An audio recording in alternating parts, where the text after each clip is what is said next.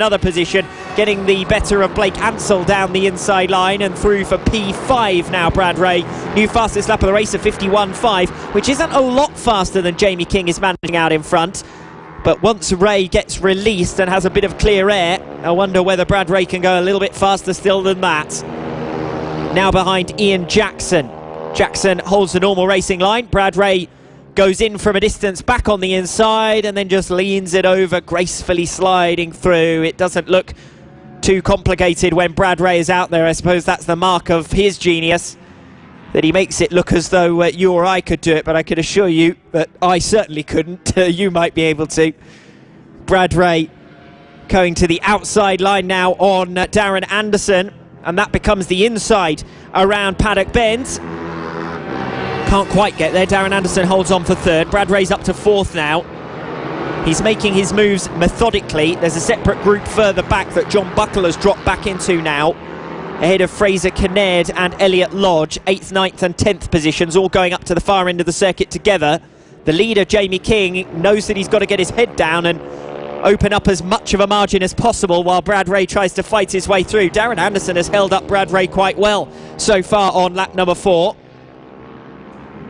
Anderson, his fight really is with Will Howarth ahead of him, but each of these riders that Brad Ray is passing might not be fighting Brad Ray literally, either on track or in the championship, but they're involved in their own battles. Brad Ray sizing up a move now on Will Howarth, who's gone defensive to the inside. That's going to run him wide off the apex of Paddock Bend, and Brad Ray cuts through for second position, a 51.3, a new fastest lap of the race from Brad Ray. 1.6 seconds the gap to the leader. Jamie King needs to start getting his head down now before it's too late, and Brad Ray finds his way to the front. 8 laps to go. After 4, Brad Ray's come through from the back of the grid past 19 riders and come through for second place. Third now is with Will Howarth. 4th position, Blake Ansell, who closed a fraction on Will Howarth last time around, a couple of tenths of a second gained on P3. Darren Anderson in 5th position, was right on the tail of Blake Ansell, but has dropped back somewhat, and John Buckle has gained up a little bit of ground on this lap so far, although he's still got his hands full with Elliott Lodge, who's passed Fraser Kinnaird. Brad Ray now side by side with the race leader. Jamie King tries to move him offline. Brad Ray will cut back off the final turn. Jamie King holds the racing line once again and holds the inside then into turn 1. Ray, though, has the better line. Looking over his shoulder, Jamie King realises Brad Ray is alongside. Ray looks over his shoulder, lets Jamie King have the apex of the far end turn. Brad Ray having run 1.5 seconds faster than Jamie King on lap number 5. It's only a matter of time now before he comes through, but for the moment he's playing with his food. It's Jamie King who leads the way. Brad Ray in second, down to the inside on the carousel, pulls alongside and pulls past. Jamie King may try to fight back, but he can't do so for the moment. It's Ray now who's hit the front, with Jamie King in second place, Will Howarth in third, Blake Ansell in fourth. 3 of the top 4 setting new personal bests on the previous lap, including Brad Ray with the fastest lap of the race. It wouldn't surprise me if he's gone faster than that on this one, as he pulls clear of Will Howarth now. And in turn, Howarth dropping back behind Blake Ansell. So Ansell up to 3rd position.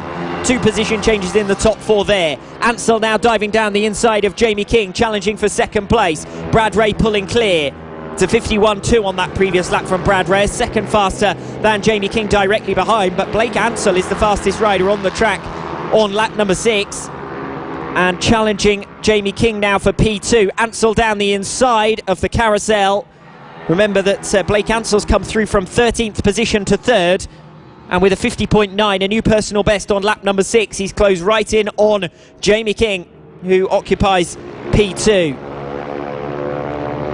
Brad Ray should be able to accelerate away towards the victory now at half race distance. He's fairly comfortable. King a little bit offline, caught up behind one of the lap runners in the Moto Team class. Then running wide, it's Blake Ansell. Will Howarth trying to capitalise. All of the riders attempting to filter their way through lap traffic safely. John Buckle doing the same further down the order. Fraser Kinnaird is up there as well. This is one of his best rides of the weekend. John Buckle down to 7th. Elliott Lodge has come through.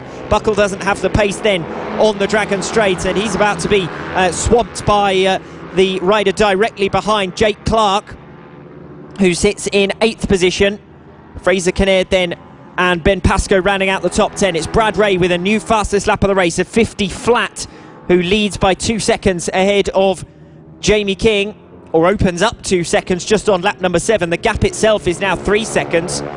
Jamie King has got his hands full in his own race with Blake Ansell. In the Moto Team category, the top three are all inside the top 10 in the scratch race. Will Howarth, Darren Anderson and Fraser Kinnaird. As I said, Kinnaird enjoying one of his better races so far this weekend. He's up ahead of Ben Pascoe, just weaving his way through the Devil's Elbow. And they're all backed up behind Elliot Lodge at the moment. It's Lodge in 7th position. Jake Clark has managed to find a way past him. John Buckle directly behind them. Fraser Kinnaird in 9th and Ben Pascoe in 10th. So from 6th down to 10th, they're all in a group separated by less than 2 seconds, running nose to tail. Kinnaird under pressure. Pascoe diving for the inside, but Kinnaird holding on. Will Howard still trying to find a way past Blake Ansell, but dropping back by the looks of it on this lap so far. So already 2 seconds in arrears, Will Howarth. And meanwhile, Jamie King struggling to hold on ahead of Blake Ansell. These two have extended a margin over 4th position, while Brad Ray just disappears off into the sunset on the back wheel.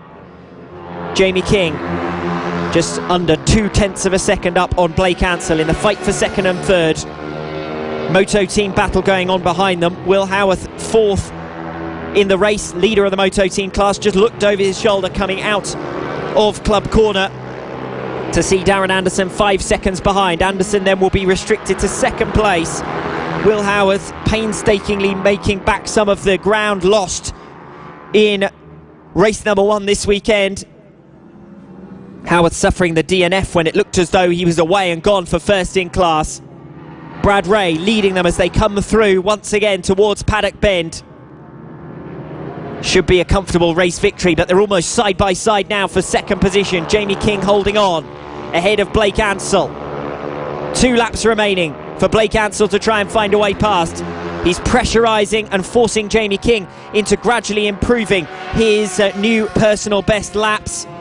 Jamie King with a 51.7, his new personal best on lap number 10. Blake Ansell with a 51.7. That's regular pace for him, but he can't operate at maximum speed as John Buckle gets the better of Elliot Lodge, but it seems Lodge might be able to find a way back through here. Jake Clark ahead of them in 6th position. Clark, Buckle, Lodge, Pascoe, Kinnaird all in a group together, separated by 2 seconds, going around the spoon now. Brad Ray heading towards victory, coming out of the Devil's Elbow with just over a lap remaining. But the fight is still on for 2nd position as the last lap board is shown to Brad Ray. Jamie King versus Blake Ansell. Ansell cutting to the inside. He's going to make a move into turn 1. It's a late move, but it's a successful one. Great move from Blake Ansell, who then puts out his arm to let Jamie King know not to go to his left because he was passing a back marker and that would have ended untidily. That was a kind gesture from Blake Ansell, who holds on to P2. Jamie King in 3rd. Will Howarth still in 4th place, which is enough for top spot in the Moto Team category. Fraser Kinnaird has been relegated to 10th, but that's 3rd in class. Meanwhile, we're readying the checkered flag here at the end of race number 3 in the Pit Bike 140 and Moto Team categories.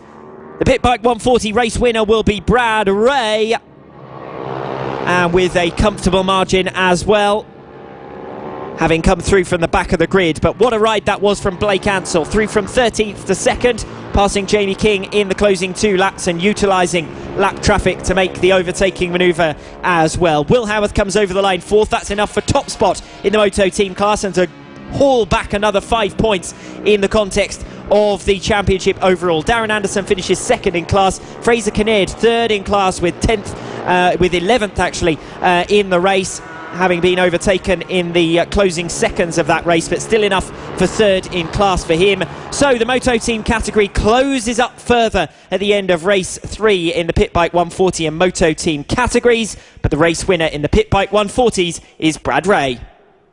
Thank you very much, Alex Raby. Well, he's done it. He's done it again. Who?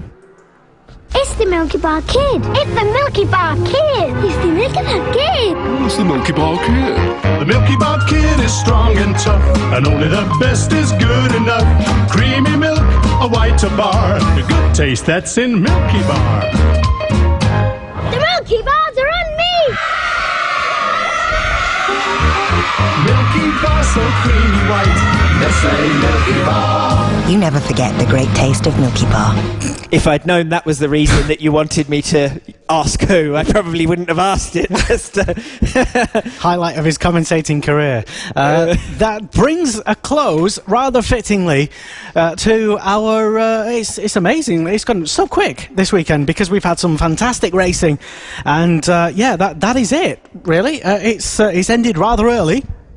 But we've not been short at all on racing action, Alex. And plenty of talking points as well, not least in the championships that have already been settled ahead of the final round. And for the riders who haven't quite yet sealed the deal on their 2017 titles in their respective classes, of course they'll have to go to Rowra to do so for the final round of the season. Yes, that's in a good few weeks' time, and a big thank you to everybody who has been a part and put on this show here this weekend for our first trip to Glenagors in Wales, to the local marshals and volunteers here, to the emergency staff and the paramedics who have been patching some of our riders up, and you're doing a fantastic, fine job, of course, to the Glenagors staff here themselves, keeping the cafe and keeping us all fed and watered, to Roger Keys and Rob Keys and Valerie and the race control team as well for keeping everything on track and telling us all to keep the transponders on the bikes. You'd think we'd know by now, but anyway. And thank you as well to the commentator, Alex Raby. And yes, our next round is the final round of the season, round number 8, in a few weeks. And we are going back to Cumbria and Rowra. Thank you very much for tuning in to this Motorsport Media production. And don't forget, you can also download the audio podcasts of any of your races here this weekend if you want to listen back to them and enjoy some of the races that happened on the Saturday or the Sunday. You can do so. Just search Cool Fab Racing online. And that's it. Thank you very much. Have a safe trip home. This is Cool Fab Racing. Live coverage all season on the Cool Fab Racing Facebook page and on the website coolfabracing.com.